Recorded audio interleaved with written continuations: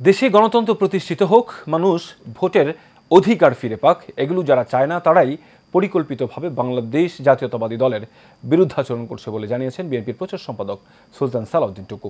মানুষের অধিকার ফিরিয়ে দেওয়ার মধ্য দিয়েই এসব লোকের জবাব বিএনপি অতীতের মতো ভবিষ্যতেও অব্যাহত রাখবে বলে জানান বিএনপির কেন্দ্রীয় নেতা। এশিয়ান টেলিভিশনে দিয়ে একান্ত সাক্ষাৎকারে এসব কথা বলেন তিনি। মোশাররফ তালুকদারের ক্যামেরায় বিস্তারিত থাকছে প্রতিবেদনে। ধানের জন্য বাপরে বাবা বলা এই পৃথিবীর ইতিহাসে এরকম কোনো ঘটনা নেই।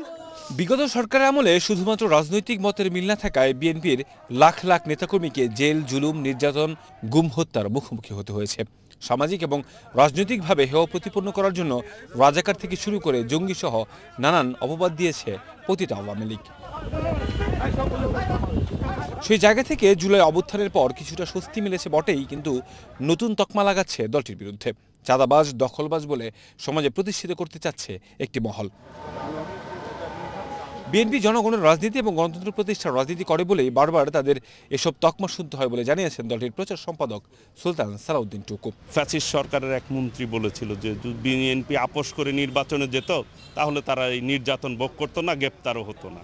কাজেই জাতীয়তাবাদী শক্তির বিরুদ্ধে ষড়যন্ত্র বেশি হয়, কারণ জাতীয়তাবাদী শক্তি দেশকে ধারণ করে, দেশপ্রেমকে ধারণ করে।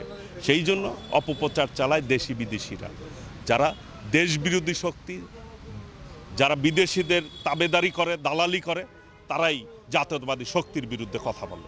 বিএনপি নেতা জানান, কোনো ষড়যন্ত্রে কান্না দিয়ে দলের ভারপ্রাপ্ত চেয়ারম্যানের নির্দেশনায় জনগণের কল্যাণে কাজ করে যাচ্ছে তার দল। এই দল কখনোই জনগণের বিপক্ষে অবস্থান নেয় নাই।